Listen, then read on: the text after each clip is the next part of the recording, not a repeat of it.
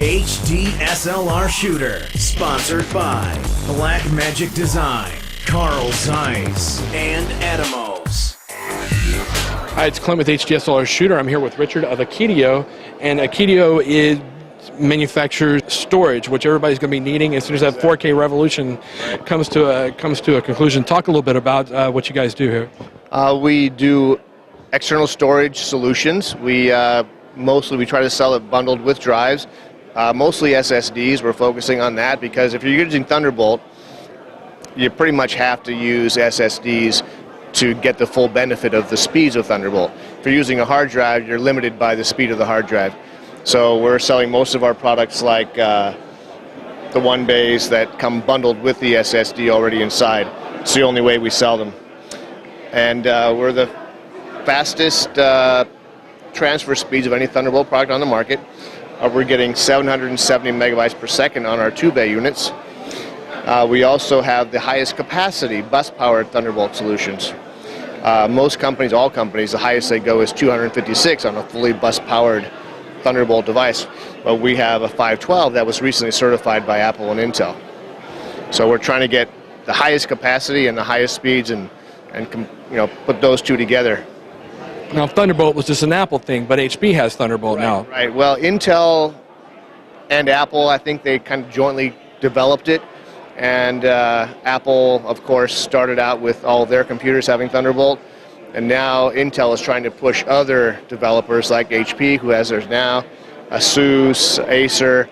They're all going to be coming out with their own PCs with Thunderbolt because it's just so much faster and has so many more benefits to it than USB or Firewire or any of those. Now, after, I guess, December is when the new Mac Pro comes out, right? And it has something like, how many of the Thunderbolt ports does it have? It has 8. 8 Thunderbolt ports and 6 USB 3 ports, I believe. And I don't think you can't add hard drives into the thing anymore. No. So this is the only deal in town, essentially, right? Yeah, pretty much. Everyone who buys one of those, they're going to have to get external storage. They're going to have to get an external PCI expansion box if they're using a lot of the PCI expansion cards. The old Mac Pro towers, you could just put the PCI slots in there. There's no slots in these new guys. They're so small, and so where it used to be one big tower that looked fairly neat, now it's going to be a little tower with a bunch of wires connected to a bunch of accessories. So in regards to that, do these devices, do they require external power, or will the Thunderbolt take it? Well, there's different options. As you know, Intel and Apple both have to certify all Thunderbolt products. But if you're doing a bus-powered Thunderbolt product, you have to submit it to them with the actual drive you're going to be selling. You can't submit it with one drive and then change to another drive. You would have to go and recertify the new drive. So there's a lot of limitations on the bus power, the wattage, the power consumption of the drives inside, and that's why most people only have a 256 gigabyte bus-powered Thunderbolt product. We currently have the first 512 gigabyte certified Thunderbolt product, 1-bay bus-powered product. So will it? Do those require an external power device then? No, the bus-powered ones don't. The bus-powered ones just have a Thunderbolt port on the back. The non-bus-powered ones, obviously, they have a power. What puts you guys above, say, a Western Digital or something like that? Well, we've had 20 years of experience doing OEM work. We work very closely with Intel and Apple, so we know a lot about what is coming up and how to use the current technology that they have. We also know a lot of what's coming up, and they're giving us some information on new products and new chipsets and things like that.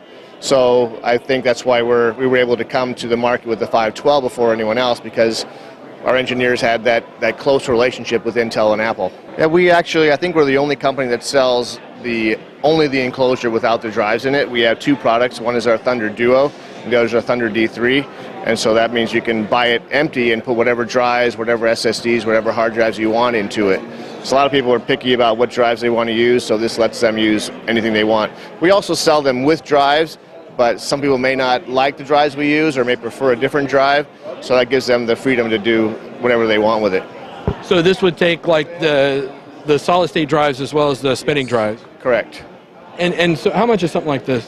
The MSRP on the Duo, which has 2 Thunderbolt ports, is $299, and the MSRP on the D3 that has 1 Thunderbolt port and 1 USB 3 port is $279.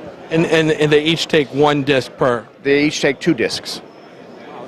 And they both have software RAID, so if you're using a Mac, you can set it up in RAID 0 or RAID 1. Now, will it be true Thunderbolt speed, or is it like SATA speed, I guess? Well, if you're using SATA drives, spinning drives, you're going to be limited by the speed of the drives.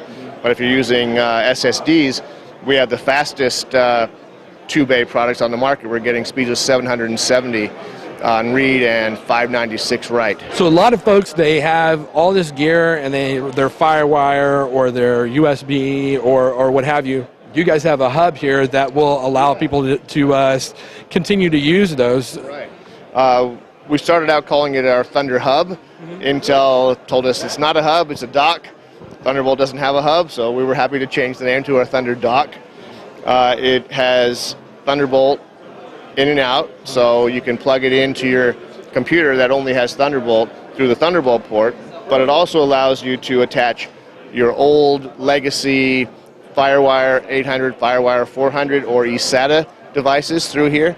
So, as you know, if you've got a MacBook Pro or a Mac Pro and it's only got Thunderbolt or USB 3, and you have all these old enclosures and peripherals that are FireWire or eSATA, there's no way to connect them.